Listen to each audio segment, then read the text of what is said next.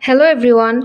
Today we will learn about the process of megasporogenesis. So let's get started.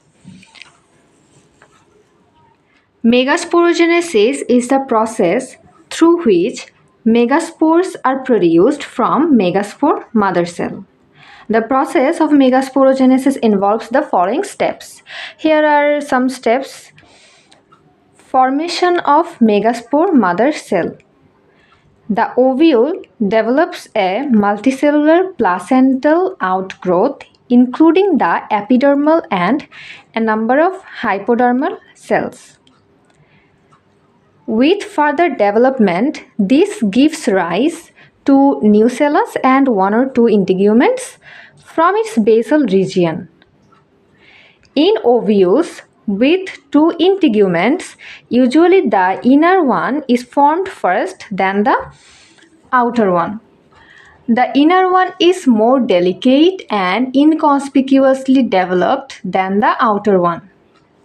One hypodermal cell of the nucellus becomes differentiated from the other by its larger size, dense cytoplasm and conspicuous nucleus called archisporial cell. Here is the diagram. So you can see in this diagram, this hypodermal cell became conspicuous through its dense cytoplasm and large nucleus. It is called primary archisporial cell. This primary archisporial cell divides transversely and forms an inner primary sporogenous cell and an outer primary parietal cell. Here it is, primary parietal cell and inner primary sporogenous cell. The primary sporogenous cell functions as megaspore mother cell and the primary parietal cell undergoes repeated anticlinal and periclinal divisions forming a variable amount of parietal tissue. Sometimes the primary archisporial cell does not divide and directly functions as megaspore mother cell. Development of megaspores, which is the second part. First of all, the megaspore mother cell MMC is diploid to N, which undergoes meiosis and forms 4 haploid megaspores. The first division of MMC is transverse, forming 2 cells.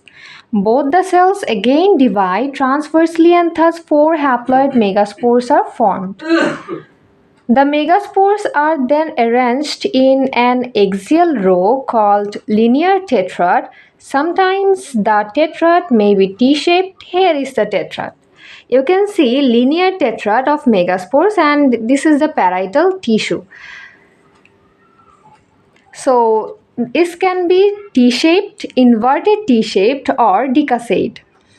Out of 4 megaspores, only one which remains towards the chalazal end behaves as functional megaspore and the other 3 which remain towards the micropylar and gradually degenerate. The functional megaspore forms the female gametophyte embryo sac. So subscribe for more.